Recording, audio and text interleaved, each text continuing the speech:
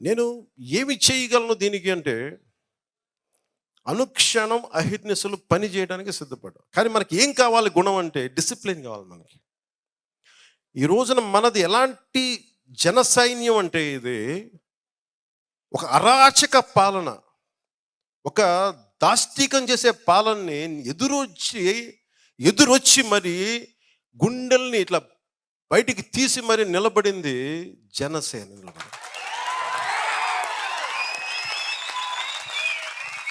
మీరు జనసేనకి బలం ఇవ్వడం కాదు, 5 కోట్ల మంది ప్రజలకు మీరు ధైర్యాన్ని ఇచ్చారు. జన సైనికులు, జన వీర మహిళలు, జనసేన నాయకులు.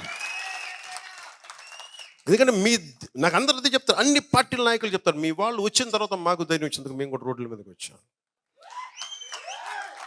జనసేన నాయకులు లేని ఊరు ఉంటుందేమో తెలియదు, కానీ జన సైనికులు వీర మహిళలు లేని ఊరు ఉన్నాం. మనం తెలంగాణకి వెళ్తే ఒకటే అడుగుతున్నాను, అన్నా నువ్వు ఇక్కడి నుంచి ఎందుకు వెళ్ళిపోయావు అన్న, మాకు ఇక్కడ రా అన్నాను. నేను చెప్పా ఇది లేదు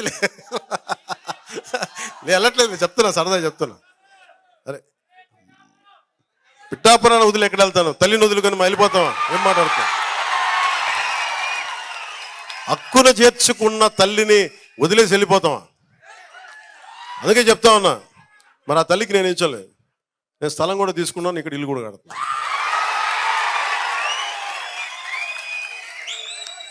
నా ఒకటే ఉందంటే, కనీసం మా వాళ్ళందరూ ఇలా కలవడానికి కనీసం 1 ఎకరం స్థలం ఉండాలి. మా వాళ్ళు కొంచెం పెద్ద స్థలం తీసుకుంటున్నాను.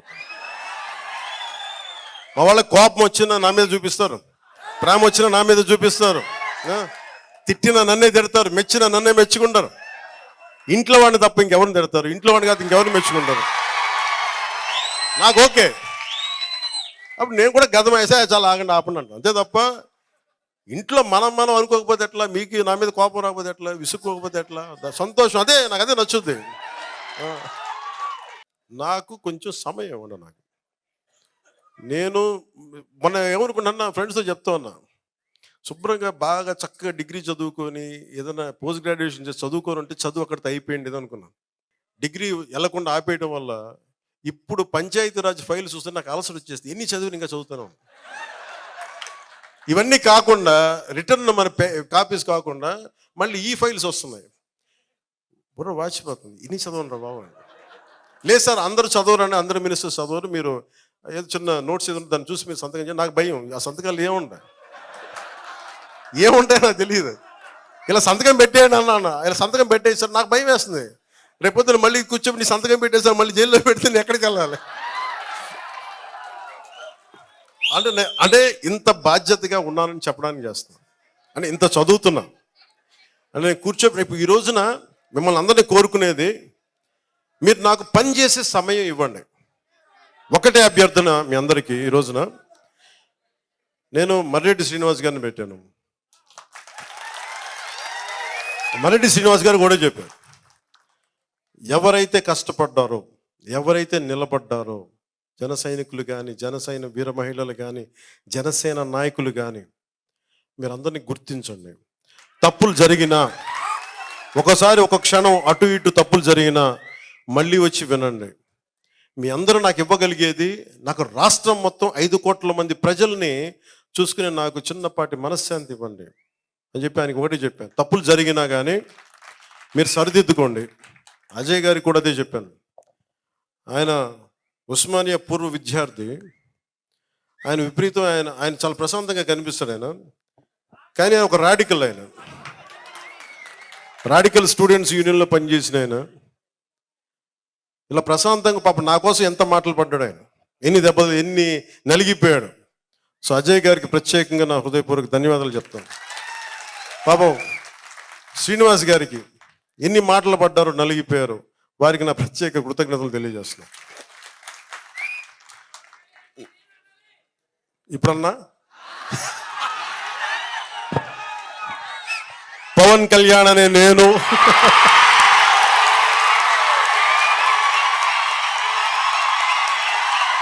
చాలా బాధాకరమైంది ఏంటంటే, పాప మా ఇంట్లో మా వదిన ఎక్సెప్ట్ చిరంజీవి గారు తప్ప, పవన్ కళ్యాణ్ అని నేను మీరు చూసారేమో కానీ టీవీల్లో కనీసం చిరంజీవి గారు తప్ప ఇంకెవరు వినలా. నా కుటుంబ సభ్యులు కానీ మా ఇంక మిగతా ఎవరు అందరూ కూడా ఎవ్వరు నా స్నేహితులు కానీ సన్నిహితులు కానీ అందరు బస్సుల్లో ట్రాఫిక్లు ఇరుక్కుపోయారు. పవన్ కళ్యాణ్ అయిన శబ్దం మీరు ఒక్కరే అన్నారు. నాకే తెలియదు అంటే పవన్ కళ్యాణ్ నేను అంటే దానికి అంత ఉత్సాహం ఉంటుందా నాకే తెలియదు. అంటే కాయ కష్టం చేసుకునే వాళ్ళు ఇంకోసారా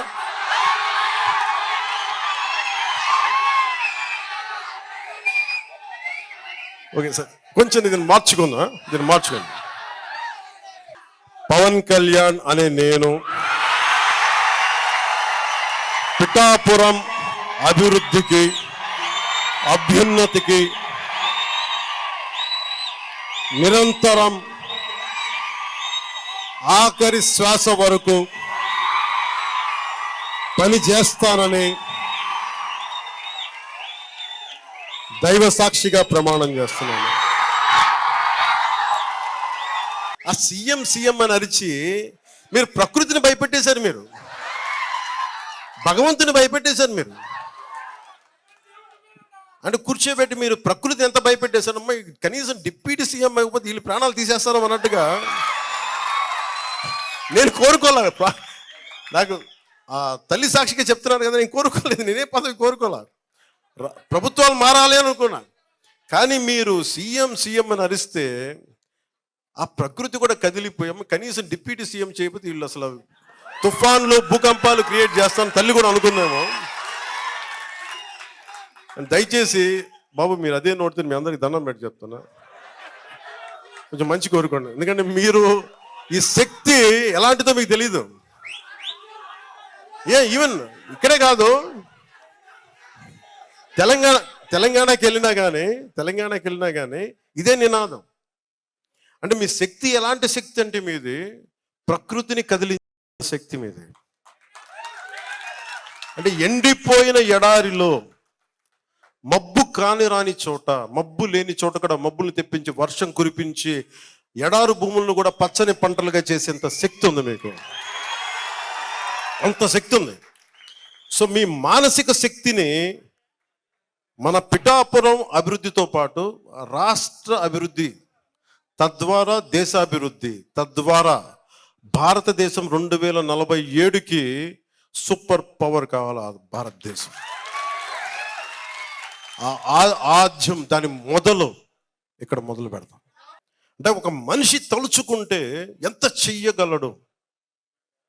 నాకు అనిపించే చాలాసార్లు వీళ్ళు సీఎం అంటే నేను అలా ఉంటాను. నేను మీరు చూసారు నా ఎక్స్ప్రెషన్ పెద్ద ఏం ఉండాలి చూస్తుంటా, సంతోషం. నాకు అనిపించింది అంటే ఒక జపం తాలూకు శక్తి ఎంత ఉంటుందా, ఒక మాట పదే అంటే దానికి శక్తి వచ్చేస్తా అంటే మీరు ప్రూవ్ చేశారు దానికి.